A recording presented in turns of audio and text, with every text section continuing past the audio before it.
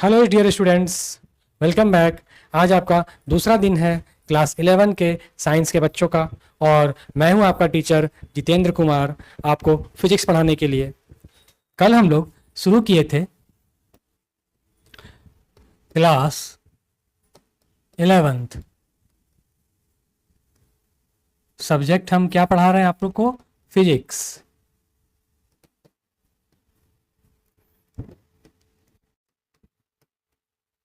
JAC board science, ठीक है। इसको लिखना जरूरत नहीं है जैक बोर्ड को। क्लास 11th के फिजिक्स में कल का अगर आप लोगों ने लेक्चर देखा होगा तो कल आपको हम सब्जेक्ट कैसे कैसे सेलेक्ट करना है और क्या क्या आपको पढ़ना है उसके बारे में डिस्कस किए थे, ठीक है। आपको 5 सब्जेक्ट पढ़ना है, 500 मार्क्स का एग्जाम देना है।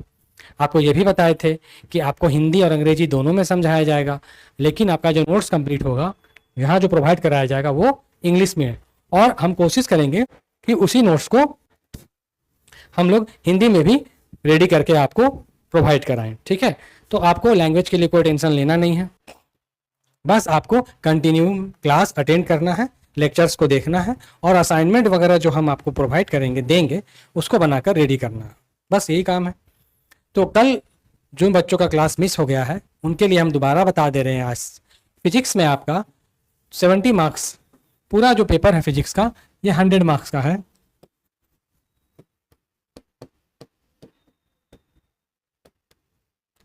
इसमें कुछ मार्क्स थ्योरी में है और कुछ मार्क्स प्रैक्टिकल।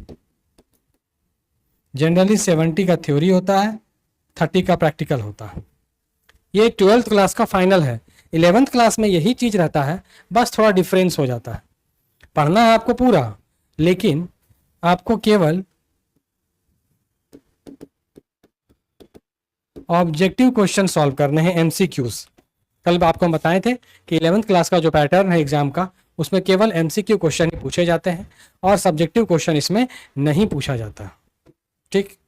तो हम लोग एमसीक्यू और सब्जेक्टिव दोनों पर फोकस करेंगे, इक्वल फोकस करेंगे, ताकि आपको आगे आने वाले किसी भी एग्जामिनेशन में दिक्कत या परेशानी का सामना ना करना पड़े, ठीक है। तो हम लोग इस तरह से डिटेल्ड स्टडी करेंगे कि आपका ऑब्जेक्टिव तो बने ही, साथ ही साथ आपके राइटिंग स्किल्स पर भी कोई प्रभाव ना पड़े, आपके लिखने की क्षमता जो पहले थी वो हमेशा बरकरार रहे। आज हम लोग इस वीडियो में बात करेंगे क्लास 11th के सिलेबस के बारे में, फिजिक्स के।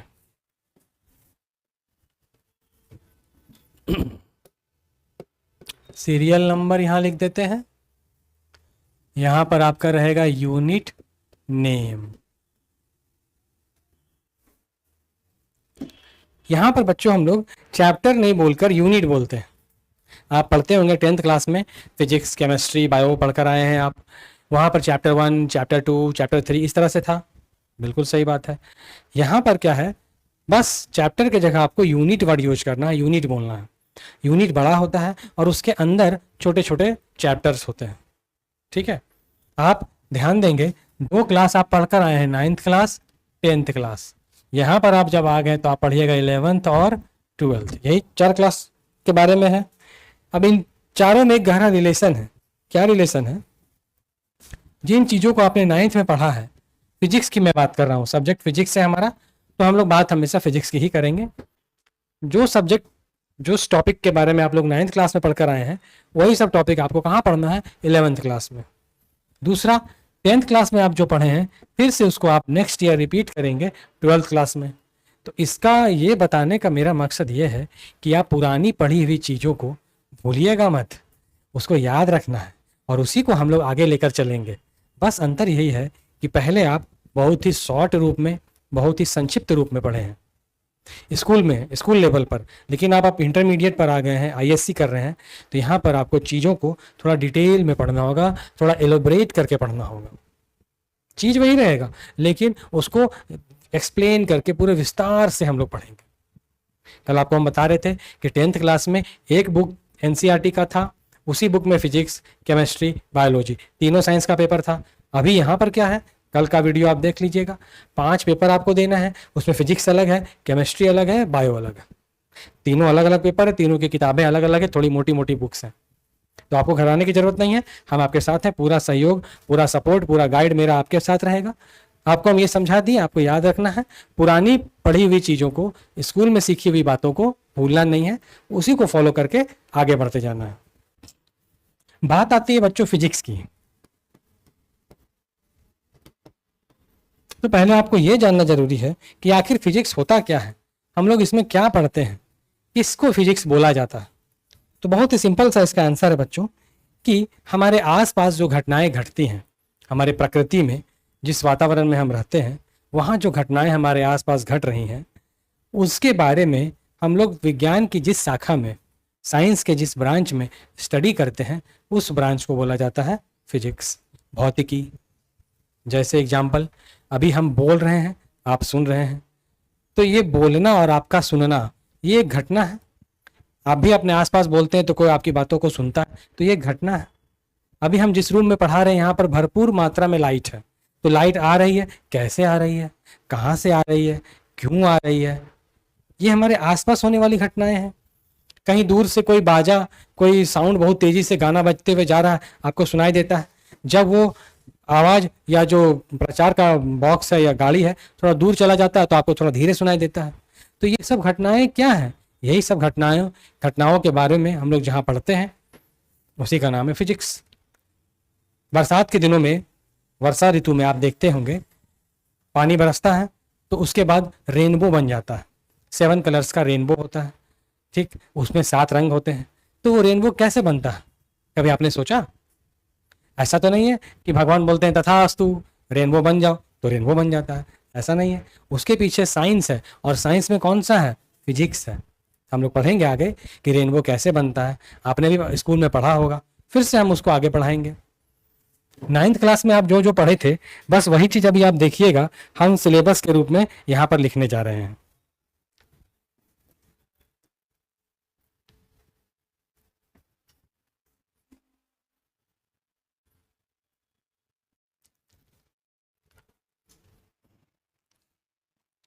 पहला नंबर,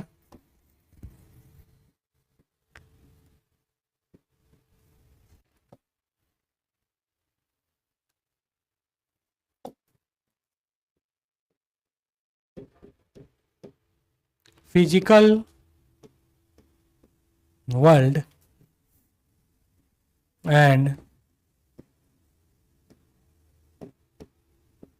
मेजरमेंट, भौतिक संसार और मापन, इसका हिंदी यही हुआ। फिजिकल वर्ल्ड का मतलब हो गया भौतिक संसार जो हमारे आसपास है, जिसमें हम लोग रहते हैं, और मेजरमेंट का मतलब हो गया मापन, किसी चीज़ को मापना।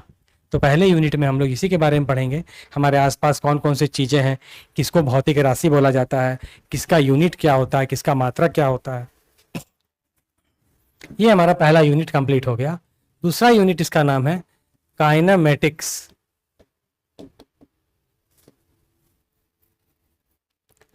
काइनेमेटिक्स, इसमें हम लोग मोशन, गति के बारे में पढ़ते हैं। आप 9th क्लास में गति और उसके रूप, गति और उसके प्रकार के बारे में पढ़े हैं ना, आपको याद होगा। बस वही चीज़ हम लोग दोबारा पढ़ेंगे बच्चों, काइनेमेटिक्स नाम के यूनिट में, अलग अलग तरह की मोशन के बारे में, जैसे motion in 1 dimension, motion in 2 dimension. ये 2 तरह के मोशन हमको यहाँ पर सिलेबस में पढ़ना है। आगे बढ़ते हैं। 3rd नंबर,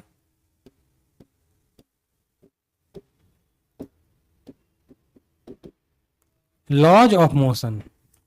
लॉज मतलब नियम। तो आप 9th क्लास में पढ़े होंगे गति के नियम।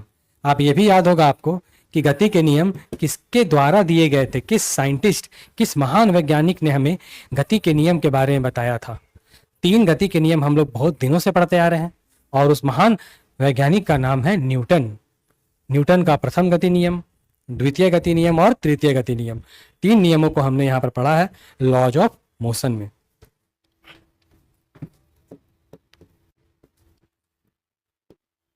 Work, energy and power,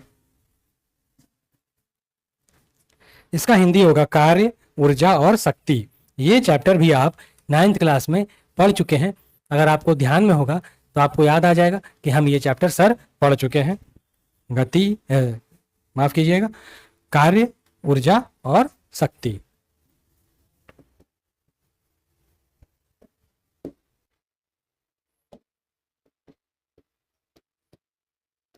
system of particles and rigid body.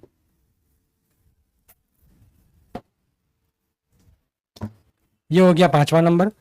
ये एक नया चीज है, आप देख रहे हैं। इस टॉपिक के बारे में जब हम आपको पढ़ाएंगे तब डिस्कस करेंगे।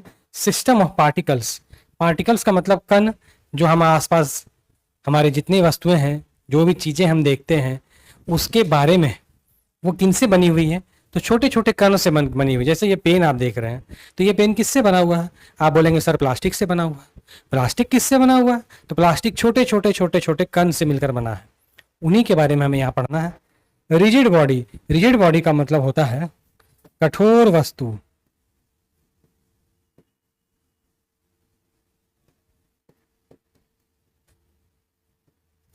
फिजिक्स में जहां बॉडी का वर्ड आएगा, बॉडी का मतलब आप समझ लीजिएगा, ये बता रहा है वस्तु को। हम लोग अंग्रेजी में जानते हैं बॉडी का मतलब हमारा शरीर, ह्यूमन बॉडी, मनुष्य का शरीर, एनिमल बॉडी, किसी जानवर का शरीर। लेकिन फिजिक्स में अगर कहीं पर बॉडी लिखा हुआ आपको मिलता है, तो उस बॉडी का मतलब आप समझ जाइएगा किसी वस्तु के बारे में कहा जा रहा है। ऑब्जेक्ट, जैसे ये पेन, बोर्ड, बेंच, कॉपी, किताब, ये सब क्या है? ये अलग अलग बॉडीज हैं, डिफरेंट डिफरेंट ऑब्जेक्ट्स हैं। फिर है सीरियल नंबर इधर,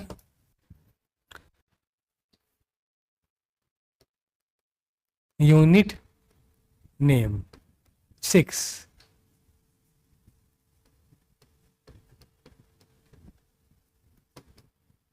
ग्रेविटेशन, ये गुरुत्वाकर्षण भी आप पढ़ चुके हैं। हम लोग जो अभी स्थिर अवस्था में खड़े हैं, ये किसके कारण? ये पृथ्वी के गुरुत्वाकर्षण शक्ति के कारण। पृथ्वी क्या करती है? सभी चीज़ों को अपनी ओर अट्रैक्ट करती है, खींचती है। तो ये जिसके कारण होता है, उसी घटना को बोलते हैं गुरुत्वाकर्षण, ग्रेविटेशन। 6 नंबर हो गया। 7 number, properties of bulk matter. इसमें 3 चैप्टर हैं। Elasticity,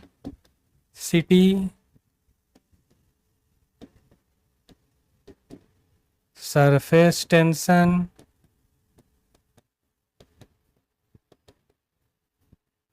viscosity. अभी आपको सब नाम बहुत अजीब सा लग रहा होगा, क्योंकि आप इन नामों को पहली बार सुन रहे हैं।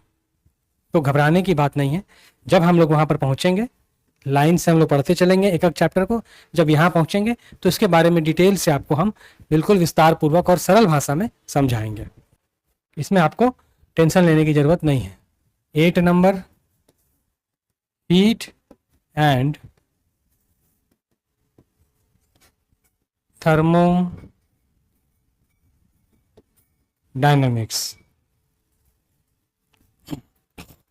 इसका हिंदी होता है ऊष्मा और ऊष्मागतिकी।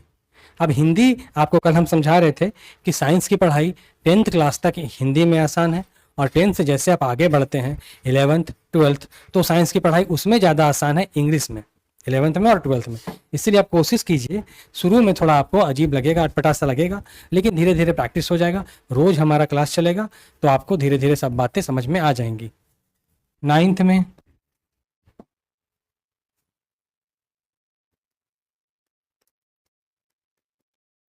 Behaviour of perfect gas and kinetic theory.